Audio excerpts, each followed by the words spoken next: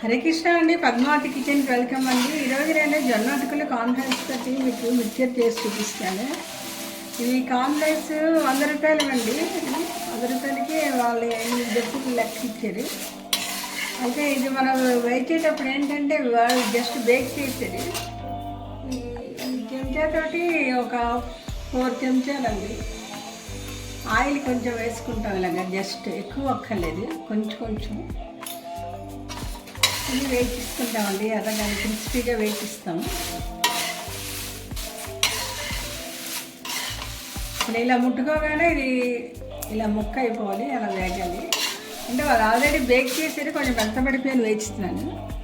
అలాగే ఈ జొన్న అటుకులంటే ఇవి కూడా అలాగే కొంచెం ఆయిల్ వేసాను. ఎక్కువ వేయటండి, జస్ట్ 2 స్పూన్స్ అనుకోండి పెద్దవైతే వేస్తేనే. ఇవి 2 వేసిన తర్వాత పల్లీలు కొంచెం వేస్తానండి, కరివేపాకు పొడి, కొంచెం పంచదార, ఉప్పు, కారం, అంతేనండి. మిక్చర్ రెడీ అయ్యింది. పల్లీలు ముందర బాగా వేగిన తర్వాత అంటే డ్రై ఫ్రై చేస్తున్నాను. ఆ తర్వాత 2 చెంచాలు నూనె వేస్తానండి. అసలు ఆయిల్ ఎక్కువ అక్కర్లేదు. ఇవి బాగా వేగిన తర్వాత కొంచెం 2 చెంచాలు నూనె వేస్తాను అంతే.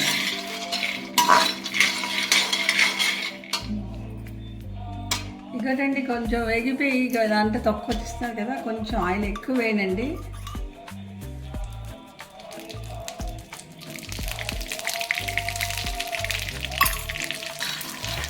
చాలండి దానికి వేగడానికి. కరివేపాకు పొడి చేసి ఉంచుకున్నానండి, ఒట్టి కరివేపాకు పొడి. ఇది కొంచెం జల్లుతున్నాను. కరివేపాకు ఎండపెట్టేసి వేకేసి అంటే ఒట్టి డ్రై ఫ్రై చేసి పొడి చేసి ఉంచుకున్నానండి. ఇది వేసిస్తాం. ఉప్పు ఎక్కువ పట్టదండి, కొంచెం వేస్తాను ఉప్పు.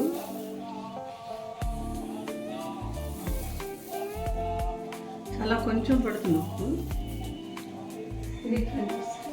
దీనిలో కొంచెం ఉప్పు వేస్తానండి.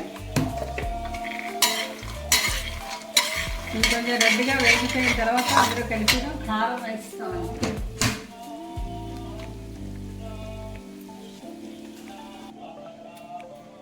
కారం అండి,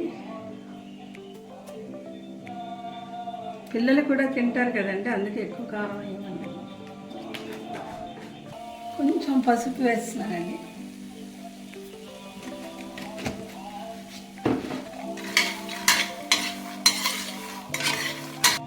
ఇక కొంచెం పంచదార అండి. ఇంకా ఇందులో కొంచెం ఆ పల్లీలు ఇందులో కనిపిస్తే మీకు జొన్న అటుకులు కాన్ఫ్లెక్స్తో పల్లీలు మిక్చర్ రెడీ అయిపోయింది. ఇందులో కొంచెం ధనియా జీరా పొడి అండి, ఒక 2 స్పూన్స్ వేస్తున్నాను. ఇవి వేగిపోయండి. ఈసారి ఆయిల్ కొంచెం వేసాను, ఎక్కడ మిగలకుండా.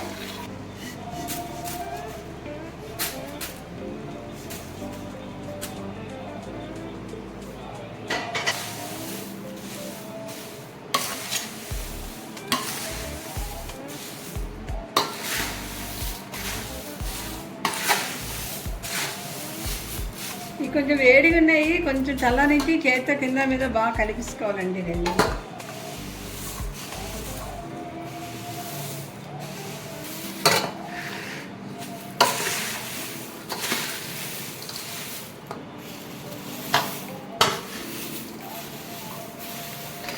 ఇలా ఇవన్నీ మిక్స్ అయిపోయి కలిపించుకోవాలండి. అంతేనండి, జొన్న అటుకులు కాన్ఫ్లెక్స్ విత్ పల్లీలు మిక్చర్ రెడీ. మీరు కూడా చేసి తప్పకుండా కామెంట్ పెడతారనుకుంటానండి. హరే కృష్ణ అండి. జొన్న అటుకులు కాన్ఫ్లెక్స్ పల్లీలతోటి కొంచెం కరివేపాకు పొడి, ధనియా జీరా పొడి, కొంచెం పంచదార, కారం, ఉప్పు వేసాను. అంటే వేసినవన్నీ కూడా చాలా తక్కువ క్వాంటిటీలో వేసాను. పిల్లలు పెద్దవాళ్ళు ఎవరు తిన్నా కూడా బాగుంటాయి. ఆల్రెడీ బేక్ చేసిన కాబట్టి మనకి ఆయిల్ ఎక్కువ అక్కర్లేదు. అందుకే చూసారు ఇలా అంటే ఎంత క్రిస్పీగా ఉన్నాయో. మీరు కూడా తప్పకుండా చేసి కామెంట్ పెడతారనుకుంటున్నానండి. హరే కృష్ణ.